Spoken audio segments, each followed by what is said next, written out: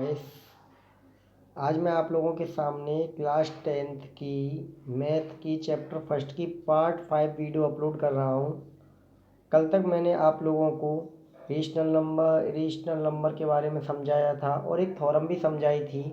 वो थ्योरम आपको याद होनी चाहिए। वो थ्योरम क्या कहती थी कि इफ़ यदि p is a prime number, p क्या हो, आपका प्राइम नंबर हो और एक a इंटीजर हो, अगर p a स्क्वायर को डिवाइड करता है, अगर p a स्क्वायर को डिवाइड कर सकता है तो p a को भी डिवाइड करेगा। ये थ्योरम थी आपकी। मैंने इस थ्योरम को आपको बारीकी से समझाया था। मैंने ये भी बताया था कि थ्योरम आपके एग्जाम में नहीं आएगी बस, लेकिन इस थ्योरम का आपको सेंस समझना है कि ये थ्योरम क्या कहती है कि अगर p a स्क्वायर को डिवाइड करता है तो p a को भी डिवाइड करेगा, where p is prime number, a is positive integer. इतना मैंने आपको समझाया था। अब जो आपके सामने थ्योरम लिखी है, थ्योरम 1.4 की रूट टू इज इरेशनल, आपको ये प्रूफ करना है। याद रखना, ये आपके एग्जाम में आ सकती है। तो याद रखना, जितने भी आपके इरेशनल आपको प्रूफ करने होंगे, यहाँ हमको इरेशनल प्रूफ करने वाले जितने भी आपके क्वेश्चंस होंगे, उन सभी क्वेश्चंस में हम क्या करेंगे, जो भी हम एज्यूम करेंगे उन सभी को हम कॉन्ट्ररी एज्यूम करेंगे। जैसे आपको इरेशनल नंबर आपको प्रूफ करना है तो हम क्या करेंगे, इसको हम रेशनल नंबर लेके चलेंगे और कहीं भी जाकर इस फैक्ट को हम गलत साबित कर देंगे। जब हमारा ये फैक्ट गलत साबित हो जाएगा तो हम कह देंगे कि ये नंबर क्या होगा, आपका इरेशनल नंबर होगा, क्योंकि हमने इसे एज्यूम गलत किया था। तो जैसे हम यहाँ पर लिखा है कि let us assume to the contrary, क्या लिखा है, let us assume to the contrary. तो कॉन्ट्ररी एज्यूम करेंगे तो क्या एज्यूम करेंगे कॉन्ट्ररी में आप, कि रूट टू इज रेशनल। क्या एज्यूम करेंगे कि root two is rational.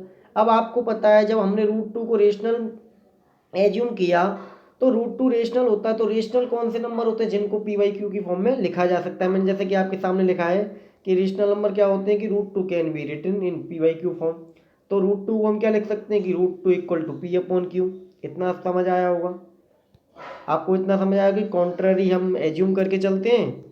Contrary जब हम एज्यूम करके चलते हैं तो हमने रूट टू को रेशनल नंबर एज्यूम कर लिया। जब रूट टू को हमने रेशनल नंबर एज्यूम कर लिया तो उसको पी वाई क्यू के फॉर्म में लिख सकते हैं। अब मान के चलो कि पी और क्यू जो आपके सामने लिखे हुए हैं वो कॉमन फैक्टर रखते हैं। क्या रखते हैं, कॉमन फैक्टर रखते हैं। तो सपोज करो दोनों कॉमन फैक्टर ए रखते हैं। अगर पी को लिखते हैं हम ए इंटू आर और क्यू को लिखते हैं ए इंटू एस, तो कहने का मतलब पी और क्यू में दोनों में क्या कॉमन फैक्टर है, ए कॉमन फैक्टर है। तो दोनों में से अगर हम जब के कॉमन फैक्टर ए को कैंसिल आउट कर देंगे तो रूट टू इक्वल टू क्या बचेगा, आर अपॉन एस बचेगा। अब हमने जब दोनों से कॉमन फैक्टर को हटा दिया तो आर और एस दो ऐसे नंबर बचे जो कॉमन फैक्टर नहीं रखते होंगे एक्सेप्ट वन। केवल एक कॉमन फैक्टर तो हो सकता है लेकिन अदर कॉमन फैक्टर नहीं होगा। तो इसका मतलब क्या हुआ, पी और क्यू में से हमने जो कॉमन फैक्टर था उसको हटा दिया, तो जो नंबर बचे आपके आर और एस वो क्या होंगे आपके, जिनमें आपका कॉमन फैक्टर नहीं होगा। अब रूट टू को हम क्या लिखेंगे, आर अपॉन एस। तो यहाँ से हम आर बराबर क्या हो जाएगा आपका एस रूट टू हो जाएगा। अगर हम दोनों साइड का स्क्वायर कर दें तो आर स्क्वायर इक्वल टू क्या हो जाएगा, एस स्क्वायर इंटू टू। तो इसका मतलब क्या हुआ कि two is a common prime factor of R square. जैसा कि आपको दिख रहा है कि R square equal to S square into two, तो इसका मतलब क्या होगा, टू जो है आर स्क्वायर का कॉमन प्राइम फैक्टर है। आर स्क्वायर का कॉमन प्राइम फैक्टर, जैसे अगर मैं आपसे कह दूं कि अगर मैं सात सॉरी अगर मैं आपके सामने आठ लिखा है तो आठ को मैं क्या लिख सकता हूँ, two into two into two. तो टू को क्या कहते हैं, यहाँ टू को कॉमन प्राइम फैक्टर कहते हैं। टू को क्या कहते हैं, कॉमन प्राइम फैक्टर कहते हैं, किसका, एट का। तो इसी तरीके से यहाँ मैं क्या लिख सकता हूँ कि जो टू है मेरे पास वो क्या हो जाएगा आपका आर स्क्वायर का कॉमन प्राइम फैक्टर हो जाएगा। जब आर स्क्वायर में टू है तो इसका मतलब हम कह सकते हैं कि two divides R square, two R square को डिवाइड करेगा। तो अभी मैंने आपको एक प्रॉपर्टी जो पढ़ाई थी कल, उसमें यही तो था कि अगर प्राइम पी जो है ए स्क्वायर को डिवाइड करता है तो पी ए को भी डिवाइड करेगा, पी ए को भी डिवाइड करेगा। बट लेकिन जो पी होना चाहिए वो क्या होना चाहिए, प्राइम नंबर होना चाहिए। तो यहाँ पी की जगह क्या है, टू है। तो टू आर स्क्वायर को डिवाइड करता है तो टू आर को डिवाइड करेगा नहीं करेगा, जी हाँ करेगा। तो आपने बाई थ्योरम 1.3 से क्या लिख दिया कि आर टू डिवाइड्स आर। तो इट मीन्स जब आर को टू डिवाइड करेगा तो इसका मतलब क्या कि आर के भीतर टू कॉमन फैक्टर के रूप में मौजूद होगा।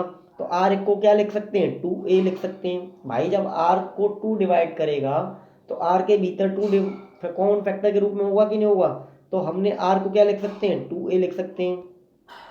आर को हम क्या लिख सकते हैं, 2a लिख सकते हैं। तो जब आर को हमने 2a लिखा तो आर की जो वैल्यू आपने 2a लिखी उसको हमने क्या किया, आपके इक्वेशन नंबर 1 में पुट कर दिया। तो आर की जगह 2a पुट किया तो 2a square equal to S square into 2।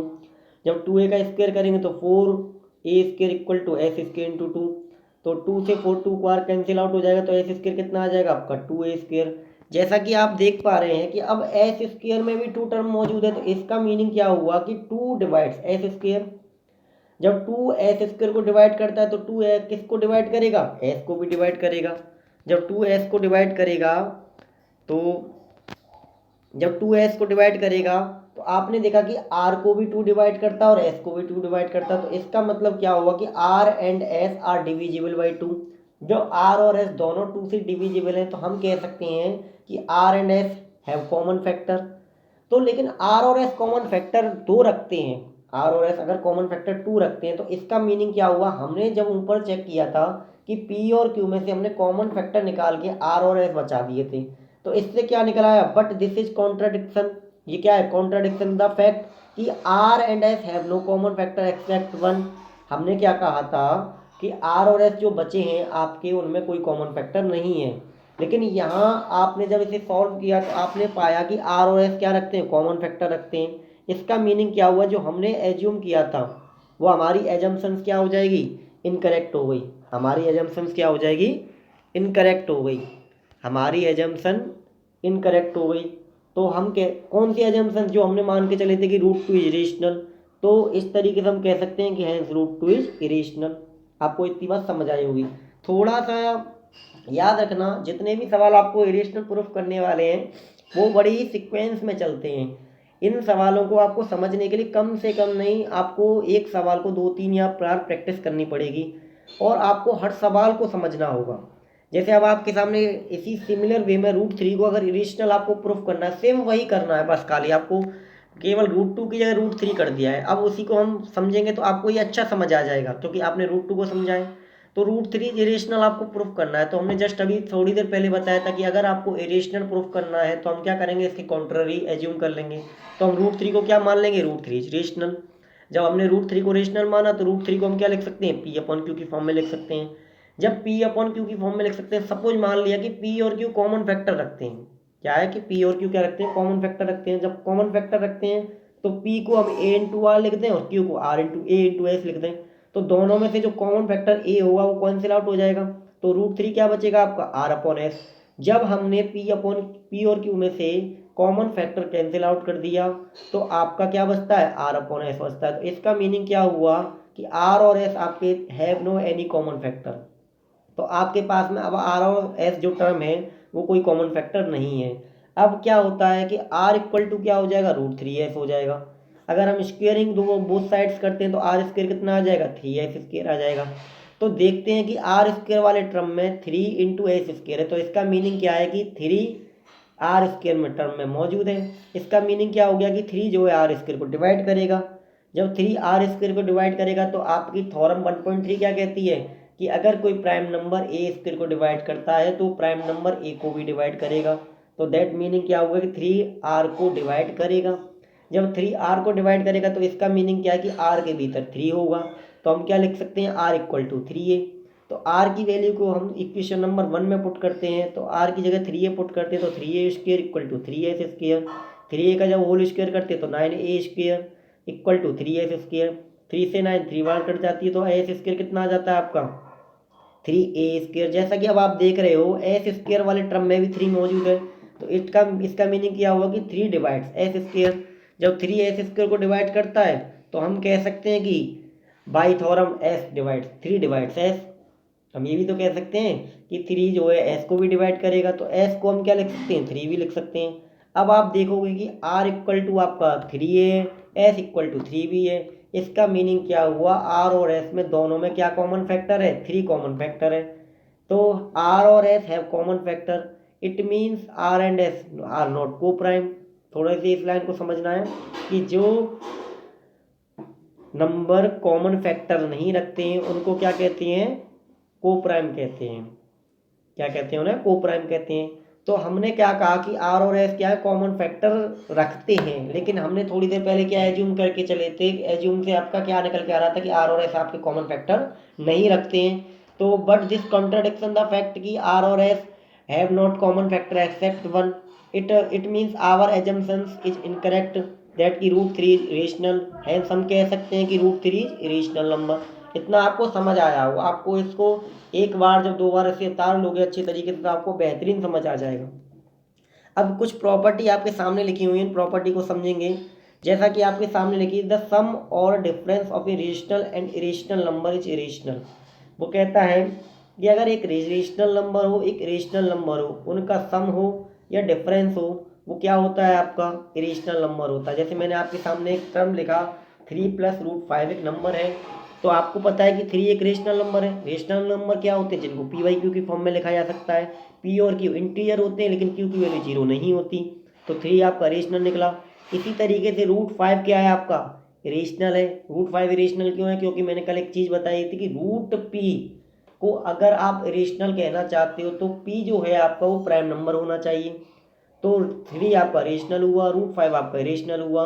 तो रेशनल और इरेशनल का सम भी क्या होता है, आपका इरेशनल होता है। तो 3+√5 पूरा नंबर क्या हो जाएगा, आपका इरेशनल हो जाएगा। इसी तरीके से 2/3 - 3 √3 लिखा है, तो 2/3 क्या है, आपका रेशनल नंबर है, और √3 क्या है, आपका इरेशनल नंबर है। तो रेशनल और इरेशनल नंबर का डिफरेंस क्या होना चाहिए, इरेशनल होना चाहिए। तो इस तरीके से ये भी एक रेशनल नंबर हो जाएगा। अब कहता है कि the product and the quotient of a non zero rational irrational number is irrational.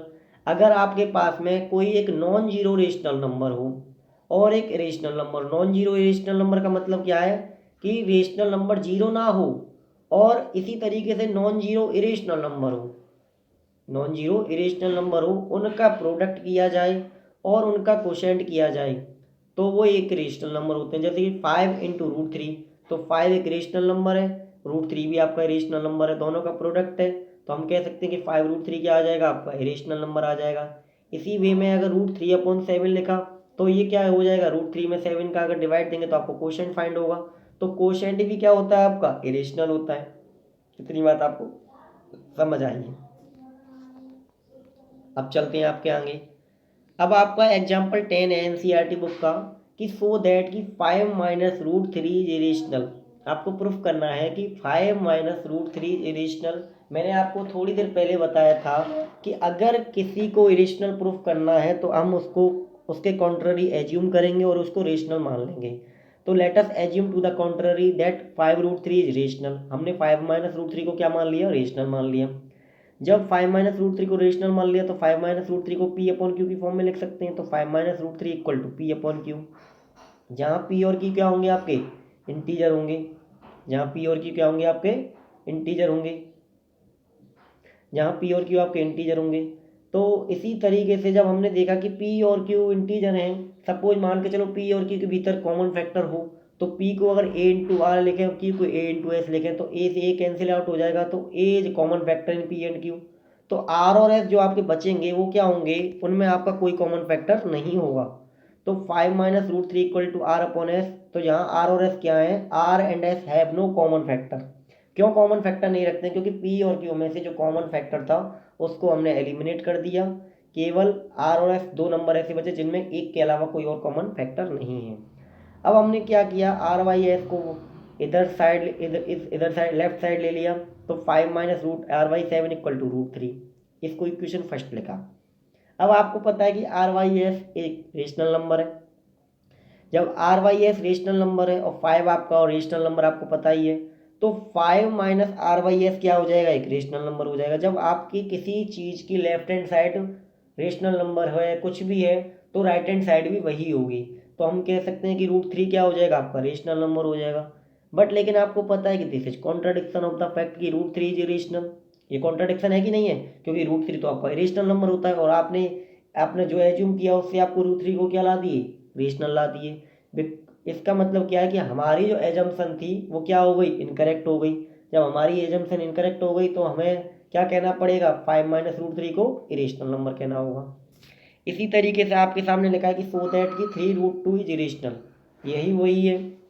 इसमें आपको बताना है कि 3√2 को इरेशनल नंबर प्रूफ करना है। तो let us assume to the contrary that कि 3√2 इज इरेशनल। आपको प्रूफ करना है कि 3√2 को इरेशनल, तो इरेशनल मान के चलेंगे। तो 3√2 को रेशनल लिया तो पी अपॉन क्यू की फॉर्म में लिख सकते हैं। तो 3√2 equal to P upon Q. तो पी और क्यू क्या होंगे, आपके इंटीजर्स होंगे। अब पी और क्यू इंटीजर, सपोज इनमें कोई कॉमन फैक्टर ए मौजूद है, तो कॉमन फैक्टर ए को कॉमन कैंसिल आउट कर दिया, तो 3√2 इक्वल टू क्या बचेगा, आर अपॉन एस बचेगा। जब आर अपॉन एस बचा तो आर और एस में कोई कॉमन फैक्टर नहीं होगा। अब √2 इक्वल टू क्या हो जाएगा, आर अपॉन 3s हो जाएगा। अब चूंकि आपको पता है कि आर अपॉन 3s क्या है, एक रेशनल नंबर है, तो इसका मतलब क्या हो जाएगा, √2 इज रेशनल हो जाएगा। ये भी आपका कॉन्ट्राडिक्शन हो गया। क्यों कॉन्ट्राडिक्शन हो गया, क्योंकि √2 एक रेशनल नंबर है। क्यों आया ये √2 रेशनल नंबर, रेशनल नंबर क्यों आ गया, क्योंकि हमने जो एजम्पशन किया वो भी आपकी इनकरेक्ट है। तो हम कह सकते हैं कि हेंस √2 इज रेशनल नंबर। बहुत सिंपल सवाल है। इसी वे पे आपकी एक्सरसाइज 1.3 आपको करनी है। आज आपका होमवर्क है कि एक्सरसाइज 1.3 आपको कंप्लीट करनी है। एक्सरसाइज 1.3 आपको कंप्लीट करनी है। तब तक के लिए शुक्रिया। आगे मिलेंगे नेक्स्ट चैप्टर की तरफ, नेक्स्ट वीडियो की तरफ। तब तक के लिए बाय बाय।